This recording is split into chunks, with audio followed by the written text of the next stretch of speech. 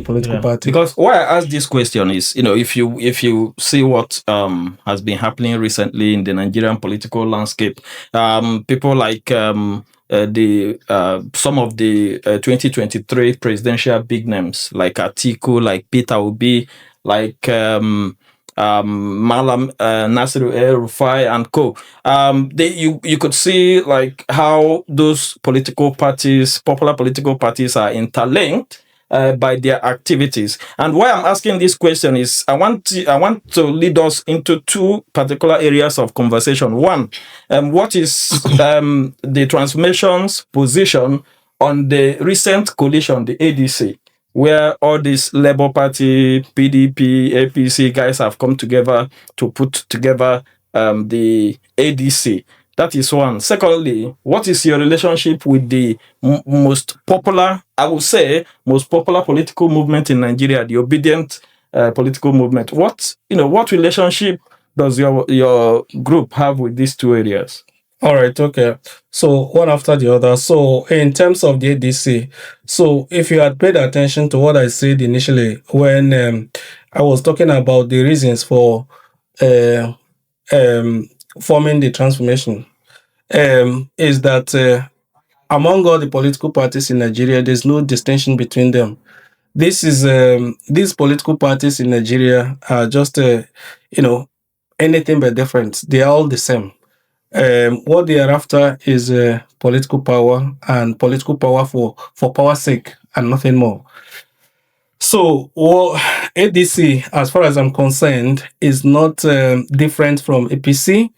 Of course, that's the same way APC came together prior to 2015 election to try and oust Jonathan, the PDP president then. So ADC is coming together to form a coalition to oust Tinubu. But then you have to ask yourself, who are these people migrating from PDP into ADC? Is there anything between them? These are people, who have been in various political parties, exhibiting the same, behaviors and the same tendencies. So what's the likelihood that when they go into ADC, they are going to be transformed and become different people and they act on integrity and principle? For me, there is no difference between ADC, PDP, APC, and any other party for that matter. So that's my view on that. Then what about the Obidient? And the question on the Obidient movement, right? Yeah. I wouldn't call myself an Obidient movement. I had prior to 2023 election, I had a meeting with Peter Obi along with the 4 leaders of the transformation in Frankfurt in Germany. We had to fly over to Germany to see him, and we had a meeting to try and understand what his presidency was all about. And coming out of that meeting, I know what I'm going to say is going to be disappointing for people, but that's my personal view, and I hold dear to my personal view. And based on what I have observed, going into that meeting, I was really hopeful of the grand vision that I saw that Peter represented for Nigeria. But after the meeting, I was disappointed and deflated because I didn't feel that Peter represented the grand turning point or the grand transformation that Nigeria is hoping for. However, what I did see in him was an opportunity to actually make a break, to stop, because Nigeria is traveling along the wrong direction. And what I saw in Peter was an opportunity for Nigeria to stop where it was traveling on, and then hopefully be able to turn around. And we made a decision within the organization to support Peter Obi, because if you put Peter Obi side by side with all the presidential candidates at the time, Peter was still, a mile ahead of the rest. So Peter Obi is someone who personally I respect, and I don't feel that I'm even worthy to bend down and untie the straps of his shoes. And this is because of high pedigree of integrity. However, he is someone who is politically myopic. And I say that, with all sincerity. Um, but we made a strategic decision to support him because he was miles ahead of other political parties. Personally, I contributed money to Peter's campaign in 2023, and as an organization, we all contributed money to ensure if you went across the northern part of Nigeria, then the transformation was very very well pronounced in the activities of the Obidient Movement and the campaign at that time, and which led many of the leaders of the transformation to be appointed into the campaign council that sprung up leading up to the election. But obviously, my fear is justified. Looking back now, you can see Nigeria missed a golden opportunity in 2023 to take back Nigeria from this cabal of corrupt and wretched people that have led the country to where it is. Peter Obi won that election by a country mile, but he was not mentally prepared to take the advantage of that election, and that for me is a betrayal. A betrayal of the thousands and millions of Nigerians, who had pinned their hope on him being the president of Nigeria and had made everything possible to secure that victory for him. But that's a lesson for us to learn. What do you think for Nigeria? So, what do you think Peter Obi could have done with that result of 2023 presidential election in Nigeria? Oh no, what he could have done is simple. In Nigeria and anywhere else in the world, it is not the responsibility of INEC, to tell you who won the election or not who won the election. But INEC is the umpire. Yes, it is the responsibility of the voters to tell you who won election. And the voters went out to vote, and they clearly voted for a candidate in the election. So it was an obligation on Peter and those who were behind him to claim the mandate that the people gave to him. It was not for INEC, to manipulate the result of a voting to declare whoever they wanted to. That's never accepted in any democracy. So if you have to have a democracy, you have to be prepared to go the whole way and defend the mandate that the people have given, because this mandate is not given lightly. So Peter, for me, Nigeria as a whole, and I can tell you that because if you look back now and check, between 2023 and now, how many people have lost their lives unnecessarily, needlessly in Nigeria, the kind of economic decline Nigeria has suffered between 2023 and now, you can see the waste that, this missed opportunity has cost Nigeria. Yeah, when you are talking about the missed opportunity and Peter Obi coming to claim the victory of 2023 election, by all implication, Peter Obi did everything from what I could see in the public space. He addressed press conference. He made statements saying he won this election and he's going to prove it. He tried to prove it, but it wasn't provable. So what could he have done differently apart from what he did? No, what he did was just I would say it's the worst approach to take in such a situation. You had an election that was conducted, and INEC, being the umpire in the country, laid out the ground rules for the election. And then in the middle of the game, very close to the end of the game, they changed the rules. That's not done anywhere in the world.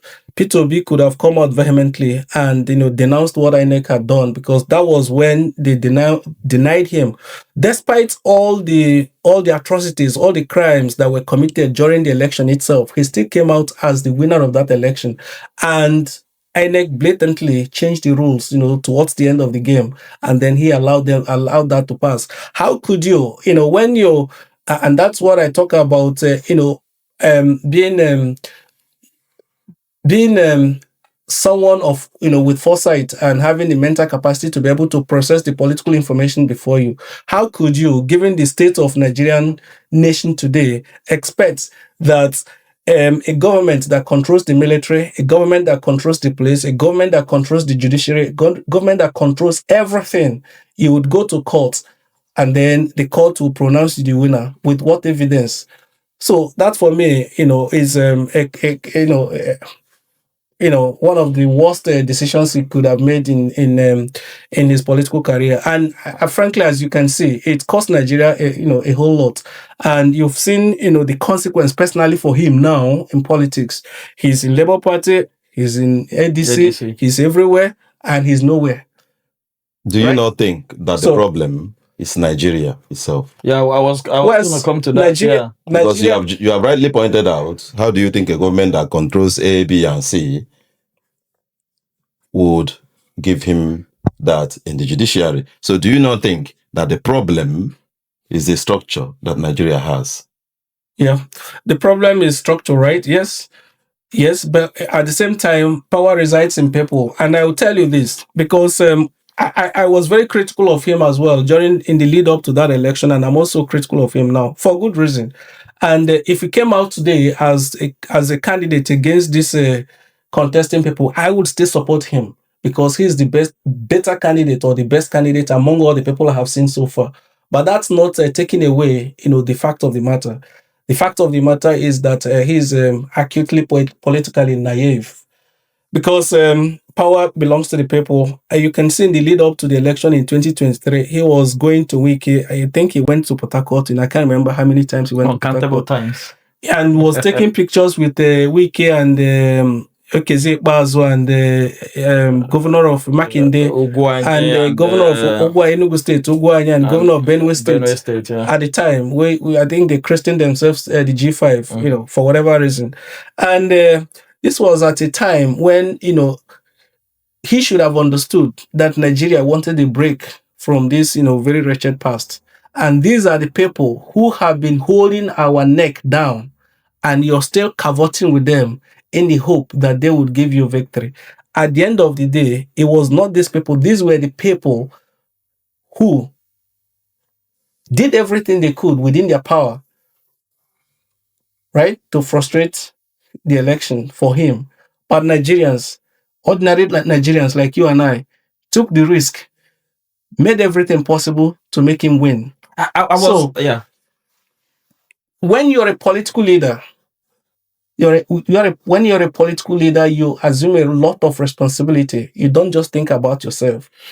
You think about the people who are pinning their hopes on you, who are making everything possible for you to be able to represent them, because it is a privilege, and it's a real privilege to be a political leader. You see, sometimes we put blame on the leadership. I was coming to ask if the people actually believe that this is the leader they want to have, and this is the leader they elected, and this is the leader they believe won the election, and he's making his effort as an individual. Those 5 million Nigerians, what did they do? How would they? What could they have done to impact the system to make sure that the right thing is done? The world works on principle. Let me use a simple analogy. You are the head of your house, and you have children at home, you have a wife at home. If someone came into your house any time of the day and makes a demand from you, maybe to rob you, maybe you're in the sitting room watching television, and someone comes into your house and makes a demand for you to bring money, or they harm you. If you start running away, your wife will follow you, your children will follow you to run away. But if you stand and try to defend yourself, your wife will come to your aid, your children will come to your aid to defend you. In any society, there's always a leadership, and that leadership is what people look up to. So in the election, Peter came and presented himself as a symbol of the people. So by having that privilege of having people entrust him with the responsibility, they entrusted him with that aspiration, that hope that they had out of that election. So it was his responsibility, his obligation as someone who had enjoyed the privilege of the people to lead the people and give them direction on what they needed to do.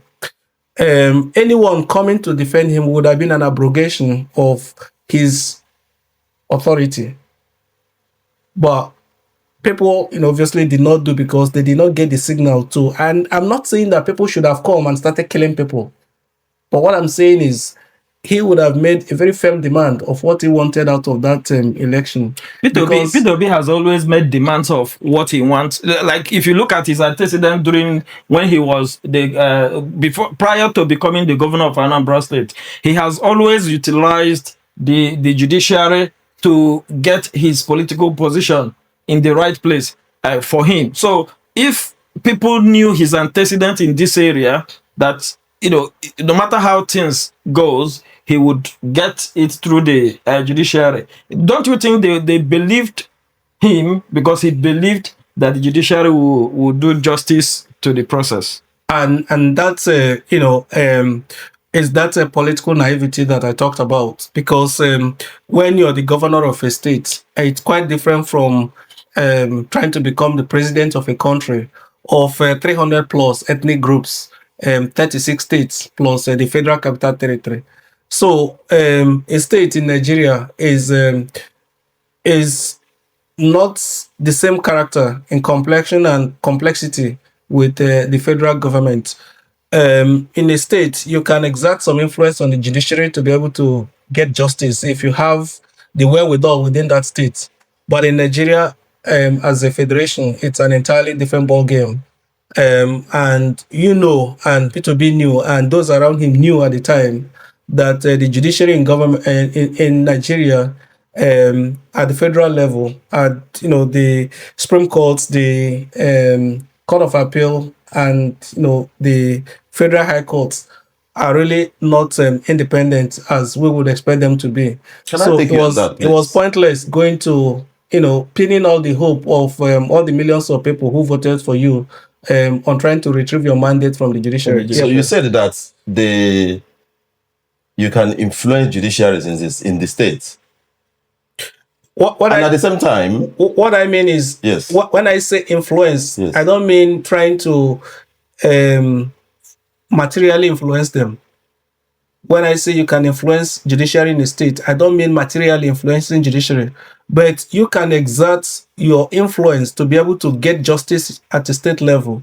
But it's not the same as the federal level, because so the federation, for instance, cannot exert their influence in trying to get justice the way they want. For instance, in the case of Peter Obi, when the president had already started sitting as a president before the exactly. So they exerted influence exactly on the judiciary. So that means the same thing that can happen in the states happens in the federation. No, a state does not have the same coloration as the federation. I mean, in terms of exerting influence, yes, on the judiciary. Yes, a state does not have the same coloration as a federal government, because the federation is so complex and requires tact and understanding to understand how the federation works and where the pendulum of power and influence lies. So if you're at a state level, you can very easily understand that and know the people to speak to and the people to try and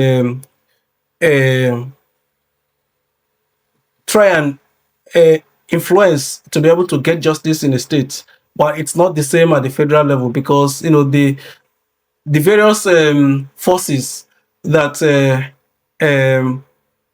come together to determine where the pendulum of power lies at the federal level is much wider and much more complex than it is at the state level. So that's why if you are a politician in Nigeria, when you're elevating yourself from state politics to federal politics, especially if you're going for a presidential election in Nigeria, you need to understand a few basic things about the federation, which in my personal opinion, he failed to grasp, because he pinned his hope and the hopes of millions of Nigerians who voted for him on retrieving his mandate from the court. But the court obviously was being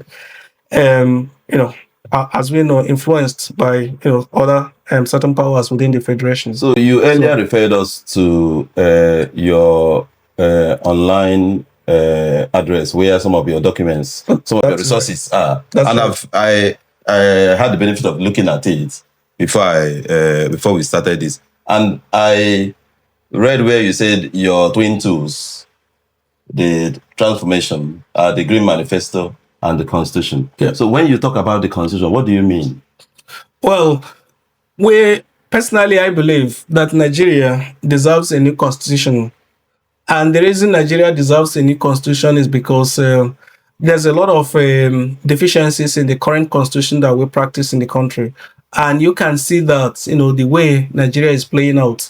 So I believe that for Nigeria to properly function, Nigeria would have to craft a constitution that is crafted by Nigerians, that's looks after the interest of all Nigerians and not just a segment of Nigerians, or looks after the elite.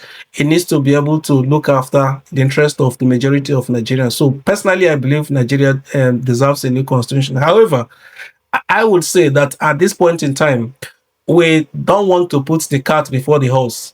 Nigeria has to have a very radical change to form a government, and then that government will be able to usher in a new constitution, rather than saying, this crop of leaders we have to draft a new constitution for Nigeria, and then hoping that would lead to a change in government, to bring in people who are decent, to lead the country, because that's not going to happen by any stretch of the imagination. I've heard of